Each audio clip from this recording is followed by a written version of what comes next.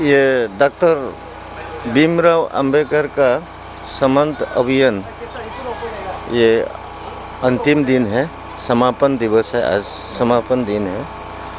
तो आज इंटेलेक्चुअल बैठक के रूप में लोअर सियांग में माना गया है उसका नाम पर।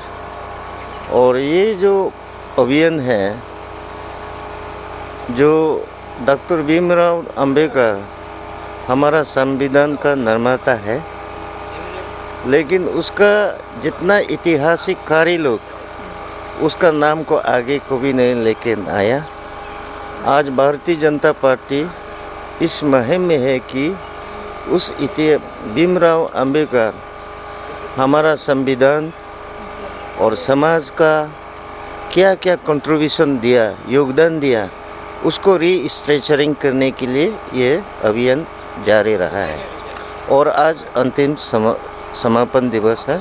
तो और डॉक्टर भीमराव अंबेडकर जो एक अनटचेबल तीस, उसको अपना ज़िंदगी में बहुत सा पाया भी है, होया भी है। और उसको इंटेंशनली जो हमारा उस ज़माने में पावर कॉरिडोर में रहने वाले लोग उसको साइड लाइन किया गया है। इंडिया में उसका इतिहास बायोग्राफ को लेमलाइट में भी लेके नहीं आया। जैसे हिस्टोरियंस लाइक आर.सी. मजूमदार, आपका रमीला तफर लोग एक इतिहास लिखा है, एंशिएंट इंडिया, फ्रीडम मूवमेंट, आपका मुग़ल एम्पायर लोग को लिखा है। लेकिन डॉक्टर भीमराव अंबेडकर जो संविधान को हम लोग निर्माण था करने वाला लोगों को उसको भूल गया और उसको इतिहास में नाम नहीं। उसको आज भारतीय जनता पार्टी उसका जो योगदान किया समाज में, संविधान का, देश का योगदान को, उसको हम लोग रीस्ट्रक्चरिंग करने जाए। ये अभियान का दौर है। आपने ये अभियान जो शुरू किया है, तो इससे आप मतलब रिजल्ट कैसे एक्सपेक्ट करते हैं? नहीं, उसका रिजल्ट इसलिए एक्सपेक्ट करता है कि जो डॉक्टर भीमराव अंबेडकर जो इंडियन पॉलिटी में उसका विचारधारा, उसका जो फिलोसफी, आइडियल्स, थॉट क्या इम्पैक्ट हुआ, उसका को हम लोग आज एक्सपोज करने के लिए ये कर रहा है। सर, जैसे कि आपने कहा कि अनटचेबिलिटी के बारे में, तो ये कहीं ना कहीं आज भी ये देश में चलता ही है, तो इसके विषय में आप क्या कहेंगे? ना, आजकल देखिए अनटचेबिलिटी का संविधान दरवाजा उसको हटा गया है, संविधान ने उसको बंद कर दिया। आज यहाँ में ऐसे भेदभाव तो है ही नहीं। और कोई कोई ग्रुप लोग है आज भी तिस्तिकरण नोती करता है, धर्म का भी भेद में आपका पॉलिटिक्स खेलता है, ये लेकिन अच्छा नहीं है देश के लिए। सर, अनटचेबिलिटी को लेके आप कुछ कहना चाहेंगे? क्योंकि अभी आप, जैसे कि आपने कहा कि अभी ये सब कुछ होता नहीं, लेकिन कहीं ना कहीं ये सब डिस्क्रिमिनेशंस तो देखने को मिलता ही है ना। इसलिए हम लोग भारतीय जनता पार्टी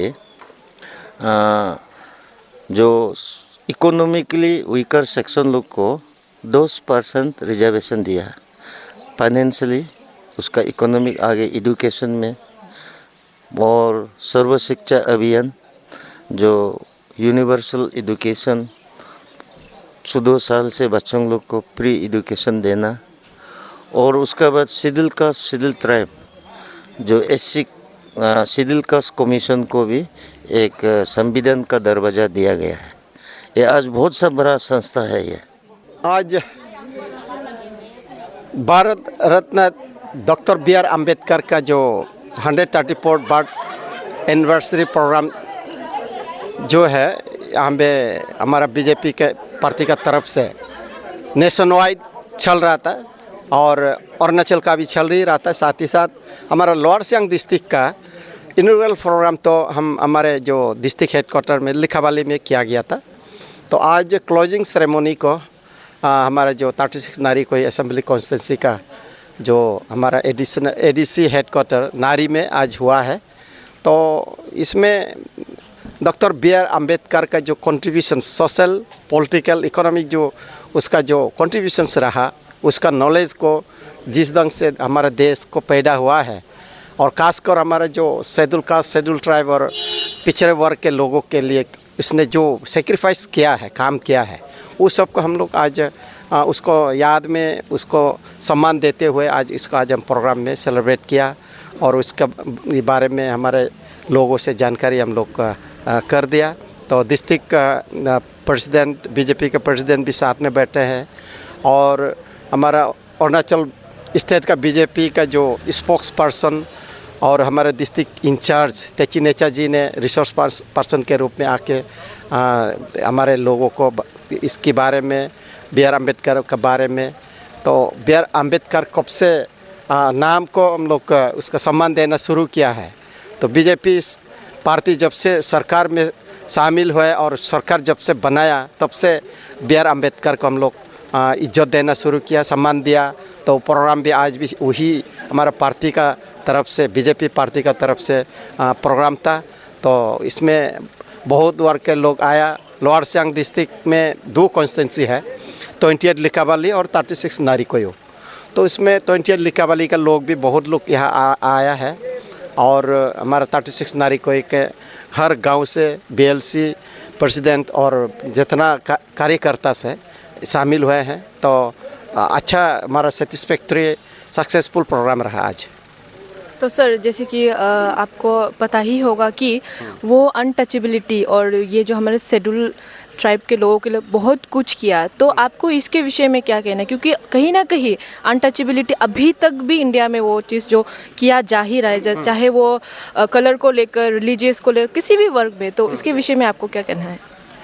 तो ये हमारा देश में जो सोशल सेटअप पुराना ज़माने में जो था, उसमें कास्ट सिस्टम में ही चला करता था। तो उसमें जो डाउन ट्रोडन और आपका जो शेड्यूल कास्ट शेड्यूल ट्राइब और बैकवर्ड क्लासेस, वो सब को जो इक्वल स्टेटस नहीं मिलता था। इकोनॉमिक एक्टिविटीज़ हो या सोशल एक्टिविटीज़ हो या पॉलिटिकल एक्टिविटीज़ हो, उसमें बराबरी में हिस्सा जो दिलाया है, और हर ये में आपका जगह में हर पील में दिया है। तो हमें जगह मिला है, स्पेशली हम लोग शेड्यूल कास्ट शेड्यूल ट्राइब और बैकवर्ड क्लासेस। तो हमें सिस्टम में पहचान मिला है। तो उसके लिए पहचान दिलाने के लिए, हमें जगह दिलाने के लिए डॉक्टर बी आर अम्बेडकर ने बचपन से उसने इसी को काम करेगा बोल के डेडिकेटेडली और उसको सिंसियरली उसने जो काम करके आया, करके फिर पॉलिटिकल एक्टिविटीज़ में, नेशनल जो आपका इंडिपेंडेंस मूवमेंट में भी उसका काफ़ी रोल रहा। तो इसमें वो अपना जगह बना के हमारे शेड्यूल कास्ट शेड्यूल ट्राइब और जो अदर बैकवर्ड क्लासेस के लिए उसने जो सेक्रीफाइस किया है, तो हम उसको याद करते हैं। तो इसलिए मैं तो कहूँगा हम सब के लिए वो मसीहा था। तो उसका जो कंट्रीब्यूशंस का वजह से आज हम लोग नेशनल लेवल हो या कोई भी लेवल में हम बराबरी का दर्जा हम मिल रहे हैं।